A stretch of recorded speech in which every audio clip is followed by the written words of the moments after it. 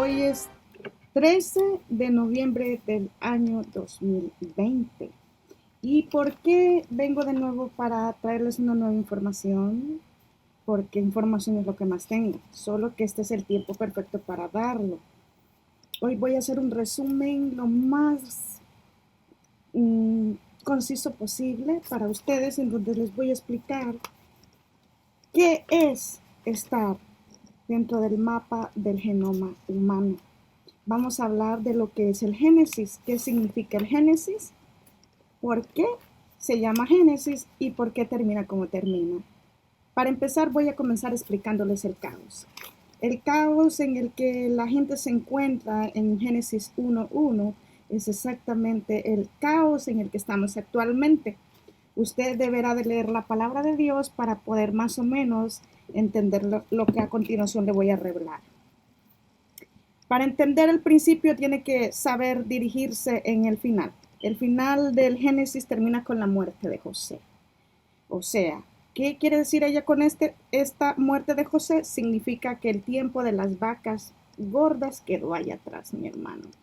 Es tiempo de amarrarnos el cinturón porque un nuevo ciclo está por abrirse. Pero para entender el final voy a ir de atrás hacia adelante.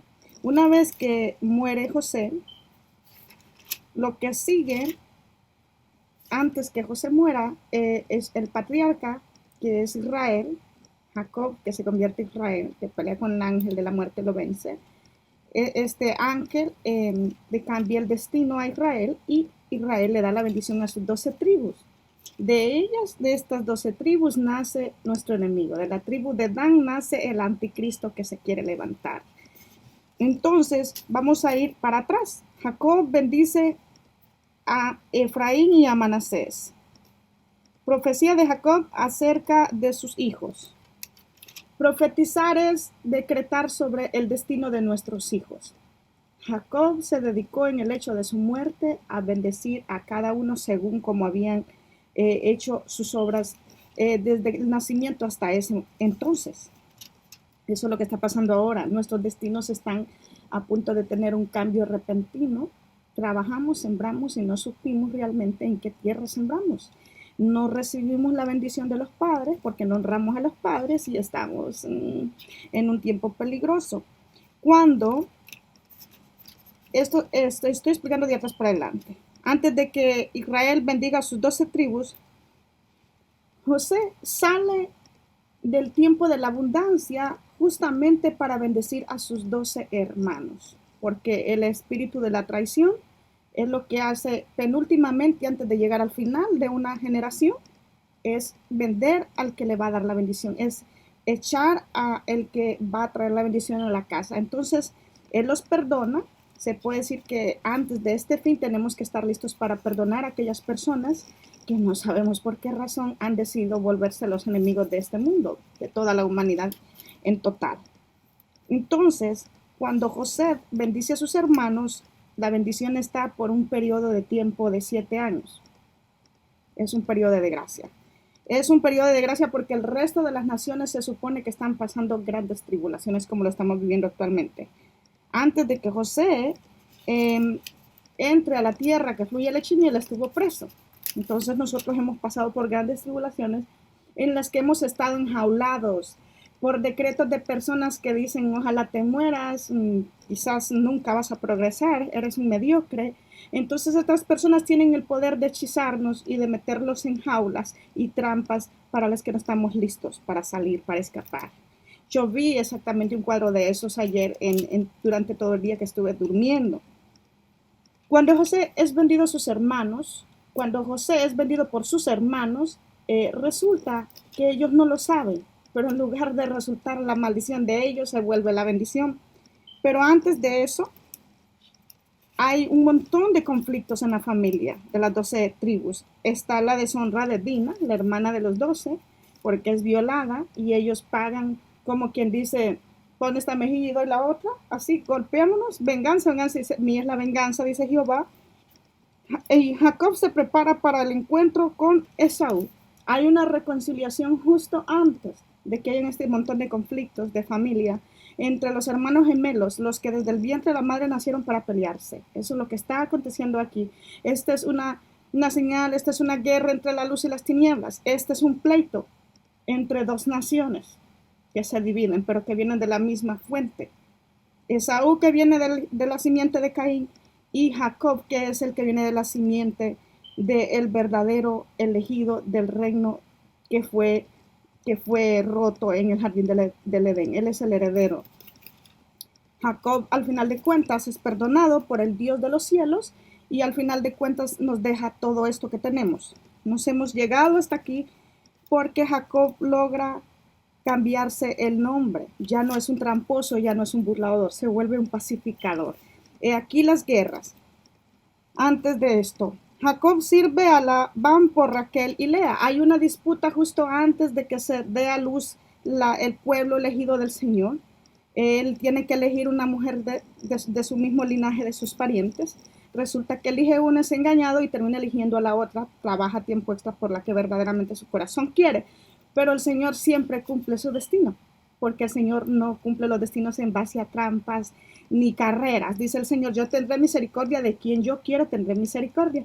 Entonces, al final de cuentas, él tiene las dos esposas y de Lea, la mujer, que no es tan graciosa, pero es la mujer que realmente es de acuerdo al corazón de Jehová, nacen la mayoría de las tribus, pero de Raquel, que es la mujer que su corazón ama, que se inclina más, pero que también es la mujer que se inclina a los dioses ajenos de Egipto, nacen los dos hijos más amados. O sea, el fruto de Raquel y de Israel es Benjamín y José. O sea, el Señor está diciendo, las cosas no siempre van a ser como ustedes quieren. Siempre yo voy a darles mi voluntad y una gran sorpresa al final del camino. Ellos se disputan esas bendiciones una vez que crecen, como los 12 hijos herederos de la casa de Israel. Pero antes de llegar ahí, la historia de Abraham es la misma que se repite en sus descendientes.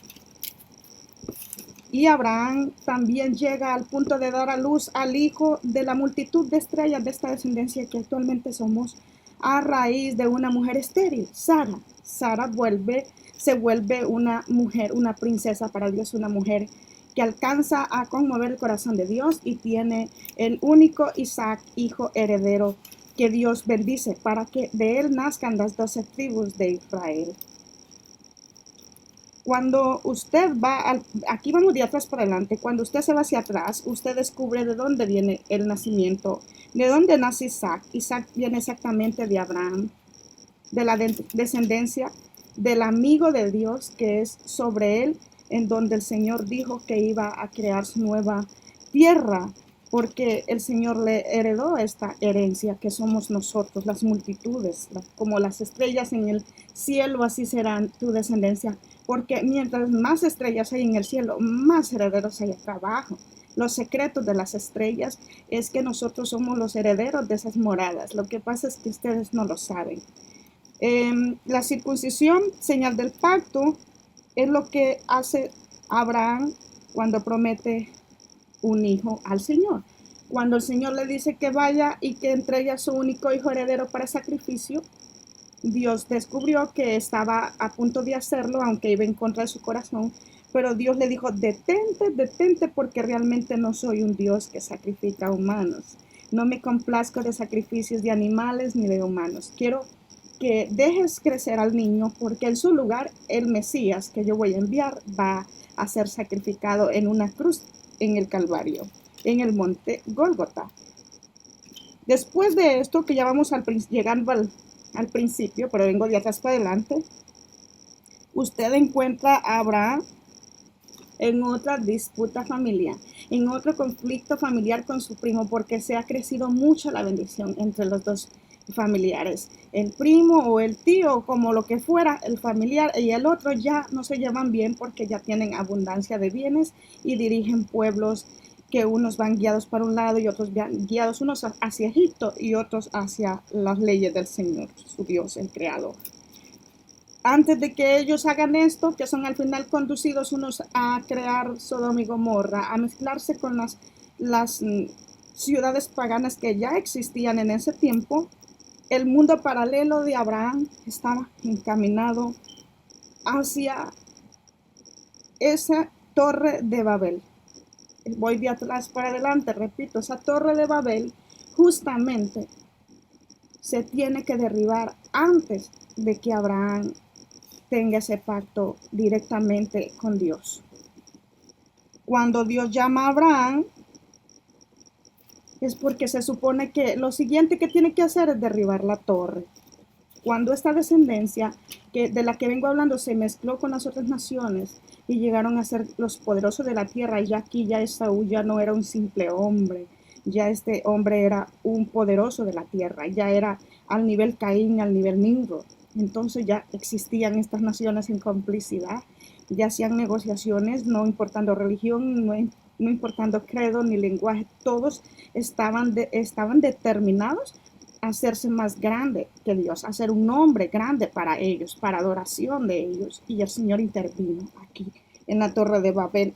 Y fue cuando el Señor dividió las lenguas, y hasta el día de hoy muchos no podemos entender a nuestro hermano porque somos necios, dice el Señor. No sabemos entender el corazón de Dios.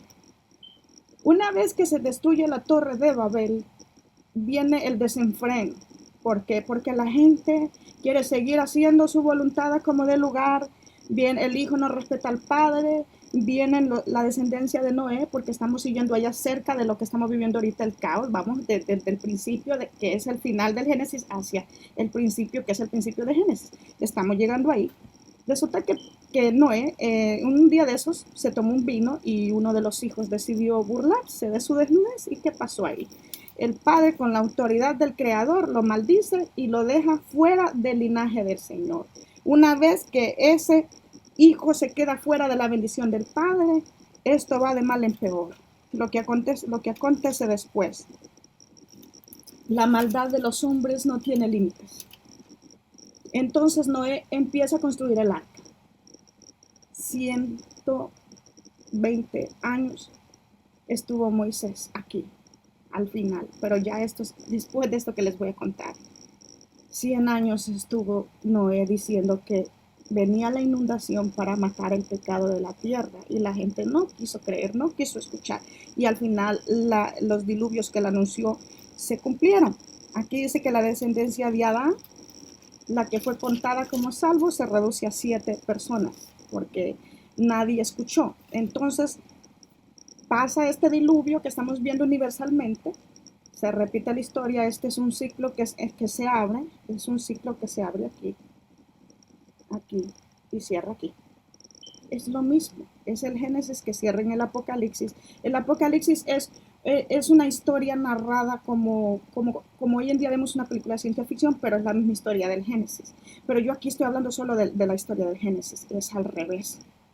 Venimos de la abundancia, de la gente que está entre reyes, de la gente que ha heredado, de los que han vencido sobre el malo, el bien sobre el mal, la luz sobre las tinieblas, y estamos acabando de allá, al final del Génesis vamos para atrás, al principio del Génesis estamos acabando en lo que a continuación dice que el hombre llegó a descubrir que fue echado del jardín. Entonces el ser humano va hacia el despeñadero, va hacia el caos. Ese caos que la Biblia dice es obediencia del hombre, es lo que estoy describiendo. Está en Génesis 1 y dice, y al principio creó Dios los cielos y la tierra estaba desordenada y vacía, y las tinieblas estaban sobre la faz del abismo, y el Espíritu de Dios se movía sobre la faz de las aguas. El único que sobrevive a esto es el Espíritu Santo. De ahí toda carne inmunda, el río lo tiene que limpiar. Estamos en un proceso de renovación.